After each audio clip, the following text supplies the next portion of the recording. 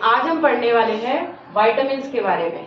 देखिए, ये एक ऐसा टॉपिक है जिसमें बहुत ही इजीली और मतलब कॉमनली आपको किसी ना किसी पेपर में आए दिन इस टॉपिक से एक क्वेश्चन मिल ही जाता है। तो एक बार इस टॉपिक को ऐसा पढ़ लेते हैं कि बार बार इसको देखने की जरूरत नहीं पड़ेगी। अब देखिए, अगर मैं ये सारी चीजें आपके साथ वीडियो में लिखती तो बहुत लंबा वीडियो हो जाता, इसलिए मैंने इस सारी चीज को एक कंपाइल करके पूरे विटामिन्स के बारे में इस बोर्ड पे लिख दिया है। अब या तो पहले आप इसका स्क्रीनशॉट ले लीजिए, या जब मैं समझा दूं सारा कुछ उसके बाद आप स्क्रीनशॉट लेकर रख लीजिए, या फिर आप चाहें तो साथ साथ मेरे अपना एक कॉपी और पेन लेकर बैठ जाइए और अपना एक शॉर्ट नोट्स टाइप से बनाते जाइए, जैसे भी आपके लिए कंफर्टेबल हो उस तरीके से। तो मैंने कोशिश की है सिर्फ इतने में ही आपके सारे जितने भी मोस्ट प्रोबेबली क्वेश्चंस बनते हैं, क्योंकि हम जानते हैं कि विटामिन से ज्यादा क्या पूछा जाता है, उनके साइंटिफिक नेम्स या उनसे होने वाली डिसीजेस। हाँ, कभी कभार उनके सोर्सेस पूछ ले जाते हैं, जैसे कि अगर किसी विटामिन ए की कमी हो जाए तो उस कमी को पूरा करने के लिए हमें किन चीजों को लेना चाहिए। दैट इज वेरी रेयर, और अगर ऐसा होगा भी तो मैं उसके लिए एक अलग से वीडियो बना दूंगी जिसमें इनके सारे गुड सोर्सेस बता दिए जाएंगे।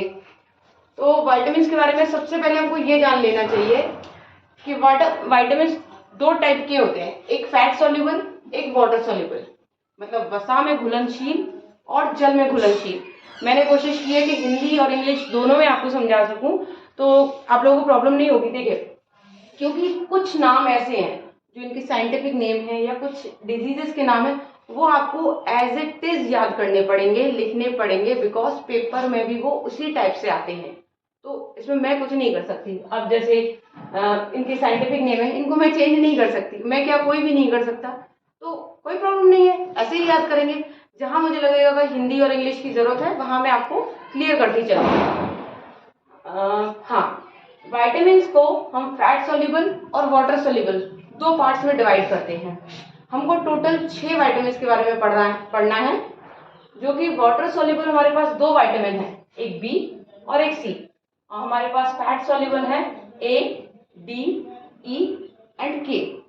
तो देखिए, आप ऐसे याद करिए कि आपको 6 विटामिन्स के बारे में पढ़ना है, जिसमें से 2 विटामिन्स वाटर सॉल्युबल है, B and C, just simple, and बचे हुए 4 विटामिन्स फैट सॉल्युबल है। बिलीव मी, अगर आप इस वीडियो को ध्यान से देखेंगे तो बहुत सारी चीजें तो आपको सुनते सुनते ही साथ में ही याद हो जाएंगी। हाँ, आगे बढ़ते हैं। देखिए, बाहर से जो आवाजें आ रही होंगी, शोर आ रहा होगा, दिवाली है आज, पटाखे चल रहे हैं, सब लोग दिवाली की खुशी में मना रहे हैं, तो उसको थोड़ा सा अवॉइड करने की कोशिश कीजिएगा।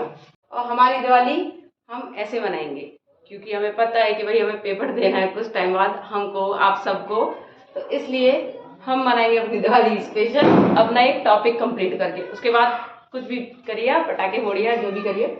तो सबसे पहले विटामिन ए के बारे में बात करते हैं। इसका साइंटिफिक नेम है रेटिनॉल, और इसकी कमी के कारण हो जाता है नाइट ब्लाइंडनेस। नाइट ब्लाइंडनेस सबसे बड़ी प्रॉब्लम क्या होती है? जिस इंसान को नाइट ब्लाइंडनेस हो जाता है, जैसे शाम के वक्त या रात के वक्त जब वो ड्राइविंग करता है, तो उसको सब कुछ क्लियर नहीं दिखाई देता, सब उसका ब्लर हो जाता है, विजन ब्लर हो जाता है, कभी कभी तो विजन उसका पूरा तरीके से खत्म हो जाता है। विटामिन डी, जिसका साइंटिफिक नेम है कैल्सीफेरॉल, और इसमें कमी के कारण हो जाता है रिकेट्स। रिकेट्स में क्या होता है? मसल्स पेन, क्रैम्प आ जाना, कभी कभी मसल्स इतना वीक हो जाती हैं कि आदमी को पैरालिसिस तक हो सकता है। तो बड़ी खतरनाक बीमारी है ये भी। विटामिन ई, जिसका साइंटिफिक नाम है टोकोफेरॉल। आई होप कि आप सबको स्पेलिंग और ये सब समझ में आ रहा होगा। अगर आपको कोई भी ऐसी चीज है जो इसमें समझ में नहीं आए, या कहीं पर आपको स्पेलिंग समझ में नहीं आए, तो आप कमेंट सेक्शन में मुझे पूछ सकते हैं। तो विटामिन ई, जिसका साइंटिफिक नेम है टोकोफेरॉल, और इसकी कमी के कारण जो होता है sterility in males and abortion in females and anaemia in newborn infant. देखिए, इसके बारे में मैं आपको बताती हूँ। सबसे पहले स्टेरिलिटी मेल्स, वही lack of sperms, abnormal sperms, इस तरीके की परेशानियां पुरुषों में होती हैं। महिलाओं में अबॉर्शन इन फीमेल्स, मतलब डिलीवरी के टाइम पे या जब वो एक्सपेक्ट करती हैं तो उस टाइम पे अबॉर्शन के उनकी कुछ कमी के कारण इस तरीके के चांसेस रहते हैं। और एक सबसे बड़ी प्रॉब्लम जो इन्फेंट होते हैं, न्यूबॉर्न बेबीज होते हैं, उनमें एनीमिया की कमी पाई जाती है विटामिन ई के कारण। विटामिन के बहुत कॉमन है, मोस्ट प्रोबेबली आई होप ज्यादातर लोग जानते होंगे। इसका साइंटिफिक नेम है नैप्थोक्विनोन और इसकी कमी के कारण ब्लड क्लॉटिंग नहीं होती। जैसे कि हमको कहीं पर भी चोट लग जाए तो वहां से खून बहता ही रहेगा। अगर मान लो मुझे अभी चोट लग जाए और वहां से खून निकल तो 2, 4, 5 मिनट बाद वो वहां पर खून जम जाएगा और खून बहना बंद हो जाएगा। लेकिन अगर मेरे अंदर विटामिन के की कमी हो जाएगी तो फिर मेरा क्या होगा, खून बहता ही रहेगा और एक टाइम के बाद वो लॉस ऑफ ब्लड की वजह से इंसान को बहुत सीरियस प्रॉब्लम हो सकती है। और खून की कमी के कारण तो आपको पता ही है कि क्या क्या प्रॉब्लम हो सकती है। तो विटामिन के की कमी की वजह से ब्लड क्लॉटिंग नहीं होती है। अब विटामिन बी एंड सी, तो देखिए बी के बारे में बात करेंगे। बी को कई पार्ट्स में डिवाइड किया गया है, B1, B2, B3, B5 and B6 and B12। B6 यहाँ लिखा है, आप लोग ध्यान से देख लीजिएगा, मैं इसको सर्कल में कर देती हूँ। B1 जिसका नाम है थायमाइन, इसकी कमी के कारण होता है बेरी रोग।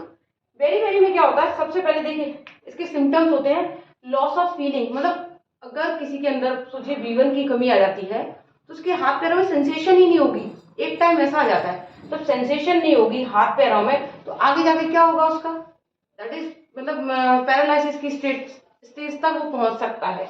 ये स्टार्टिंग सिम्टम है loss of feelings in hand and feet. ये कॉमन सिम्टम्स हैं जो मैंने कुछ लिखे हुए हैं। विटामिन B2 का साइंटिफिक नेम है राइबोफ्लेविन, जिसकी कमी के कारण होती है बीमारी शेलियोसिस।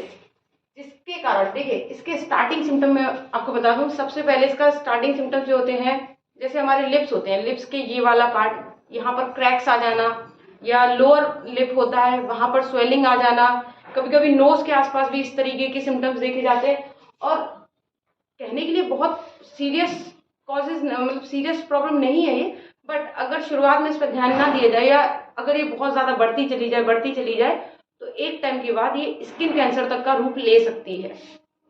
तो छोटी हो या बड़ी बीमारी, तो कोई भी मतलब किसी भी चीज को हम अनदेखा नहीं कर सकते हैं। अब देखिए B3 का साइंटिफिक नेम है पेंटाथोनिक एसिड, जिसकी कमी के कारण होता है पेलेग्रा। मोस्ट कॉमन है, ज्यादातर लोगों को पता होगा। उसके बाद है B6 होता है पैराडॉक्सिन, इसका साइंटिफिक नेम, और इसकी कमी के कारण होता है एनीमिया या डर्मेटिस। ये एनीमिया तो आपको पता ही है, खून की कमी हो जाना, और डर्मेटिस का मतलब होता है ये भी एक तरीके से त्वचा रोग है, स्किन की कमी है, स्किन में कुछ भी इन्फेक्शन हो जाना या त्वचा पे ऐसे पपड़ी जैसी पड़ जाना, उस तरीके की बीमारी जो होती है वो ये डर्मेटिस में आता है।